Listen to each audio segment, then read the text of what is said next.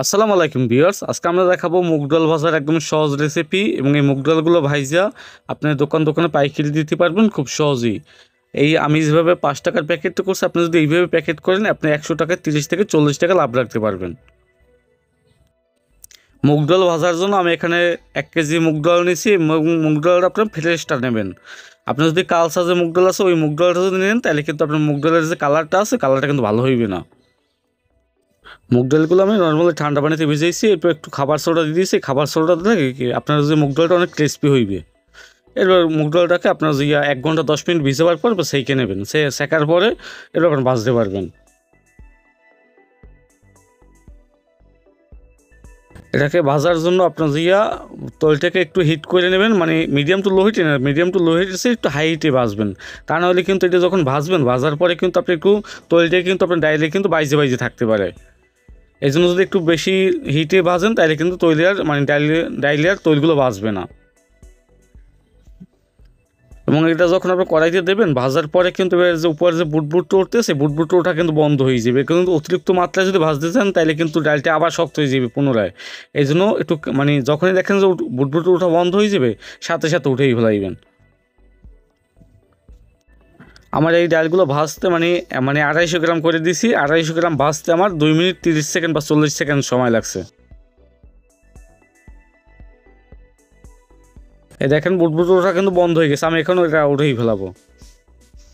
কালারটা কিন্তু গাঢ় করতে যাইবেন, এটা কিন্তু খেয়াল রাখবেন সবসময়।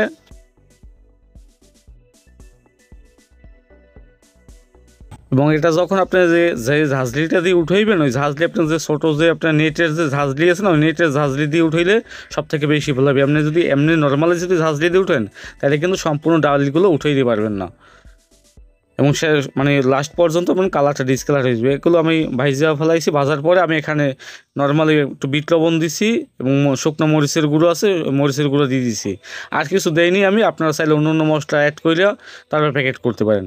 এটা কিন্তু যখন কুসুম গরম থাকবে ডালগুলো, মোটামুটি গরম যখন থাকবে তখন ওই অবস্থায় কিন্তু এটা মশলাটা মিক্সার করতে হইবে। আপনারা এইভাবে মিক্সার করতে পারেন, অথবা আপনি যদি অন্য অন্য মশলা দিয়ে যদি মিক্সার করতে চান তাও কিন্তু আপনি পারবেন। আমি এভাবে সহজভাবে দেখাইছি। এভাবে কিন্তু আপনি যদি চান যে এইভাবে বিক্রি করবেন তাও কিন্তু পারবেন। এই ডালগুলো খাইতে কিন্তু অনেক ভালো লাগে।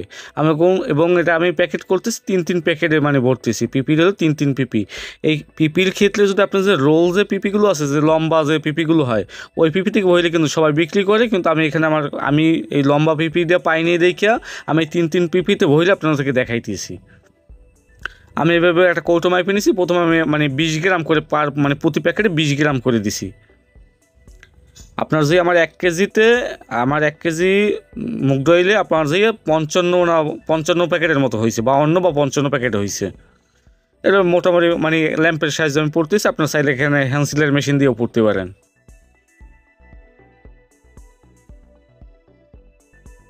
আপনারা এইভাবে খুব সহজে, আসলে এটা বেশি একটা কোনো ঝামেলার কাজ না, খুব সহজেই করতে পারবেন আসলে।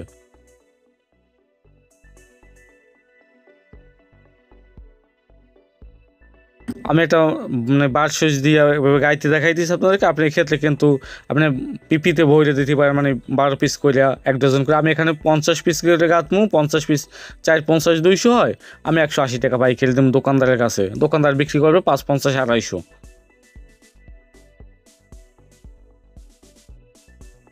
আপনারা এক্ষেত্রে 25 প্যাকেটও করতে পারেন ফাইল। 25 প্যাকেট হয় কি 4 25 100 হয়।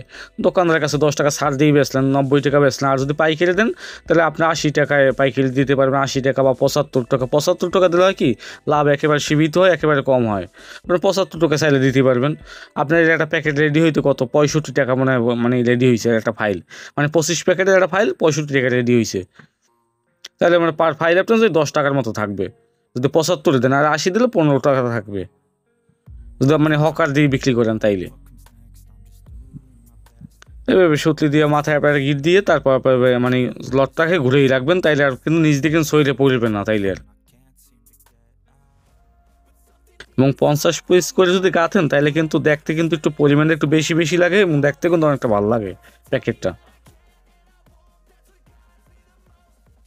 এর সাথে আমরা চিপস, চানাচুর, চিড়া ভাজা, অন্যান্য প্রোডাক্ট নিয়েও কাজ করতে পারেন।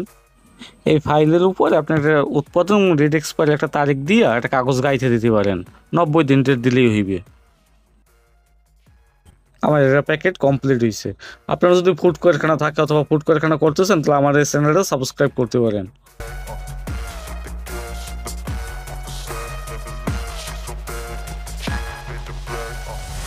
I'm inspired by thirst, I'm inspired by worth. I desire your worst, so you can just hide while I work.